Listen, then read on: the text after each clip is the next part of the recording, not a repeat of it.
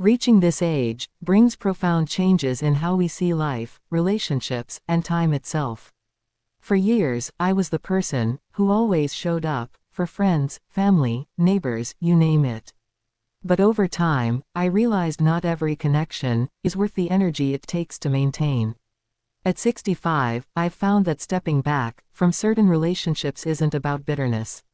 It's about protecting my peace, valuing my time, and focusing on what truly matters. In this video, I'll share the life lessons that led me here, from how time feels more precious, to how relationships evolve, and even why solitude has become a source of joy rather than loneliness. If this resonates with you, or even challenges you, you're in the right place. Together, we'll explore how embracing these truths can lead to a simpler, more fulfilling life. Lesson 1. Time feels more precious than ever. At 65, time no longer feels infinite. When I was younger, I'd spend hours on things that didn't fulfill me, meaningless conversations, draining relationships, obligations born out of guilt. Now, every moment feels like a gift. Each sunrise feels more vibrant. Each conversation with someone I care about feels deeper. Even quiet moments, like sipping my morning coffee or walking through the park, hold a kind of beauty I once overlooked. This isn't about fear, it's about wisdom. Time is no longer just a number on a clock, it's the foundation of how I choose to live. Not everyone and everything deserves a slice of my time.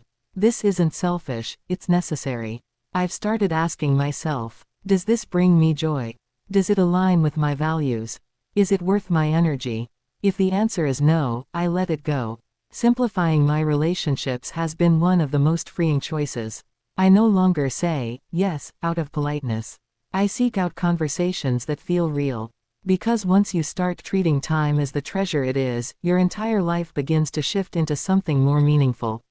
Lesson 2. Relationships change, and so do we. Over the years, I've come to accept something hard but true.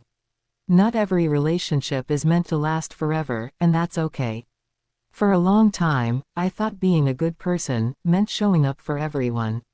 I remembered every birthday, attended every gathering, reached out even when I was drained. But I've learned, some relationships nurture you, others deplete you. This wisdom didn't arrive overnight. It came through experience, some beautiful, some painful. I've been hurt, disappointed, even distanced from people I once loved deeply. At first, I blamed myself. What did I do wrong? Could I have tried harder? Now, I see things more clearly. People change. I've changed. And sometimes, the kindest thing you can do is let go. I focus now on mutual relationships, where giving and receiving are balanced. Where I feel heard, seen, and valued. My circle is smaller now, but it's deeper. The people who remain are those who truly matter. And while I do feel nostalgic for old times, I don't feel regret. Those relationships taught me something. They were part of my journey, even if they're not part of my present. So my advice: don't hold on out of guilt or obligation. Let your relationships evolve. Focus on the ones that bring you peace, and let the rest go. Lesson 3. Trust becomes more complex. Trust is one of the most fragile, yet vital parts of any relationship. At this stage, I no longer give it lightly. In my younger years, I trusted easily. I believed in the good in people. I gave my heart, my time, my loyalty, freely. And yes, that led to some beautiful bonds.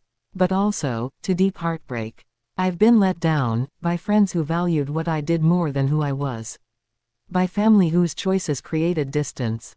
By colleagues who put their gain before our shared purpose. These moments left scars. They didn't make me bitter, but they made me careful. Now, when someone new enters my life, I don't just ask, can I connect with them? I also ask, what are their motives? It's not always an easy way to live, but it's essential. And I've learned something even more important. Trust isn't just about others. It's about yourself. Trusting my own instincts has become a guiding principle. If something feels wrong, I no longer brush it off as paranoia. I've walked away from long-standing relationships that turned toxic. Because protecting my peace is worth the pain of letting go. If you've felt any of these things, like your time is more valuable, your circle has grown smaller, or your trust has been reshaped, you're not alone. There's no rulebook for this stage of life. But here's what I've learned. Value your time. Choose your relationships with care. Trust yourself. Because at the end of the day, peace, purpose, and meaningful connection, those are what make this journey truly worthwhile.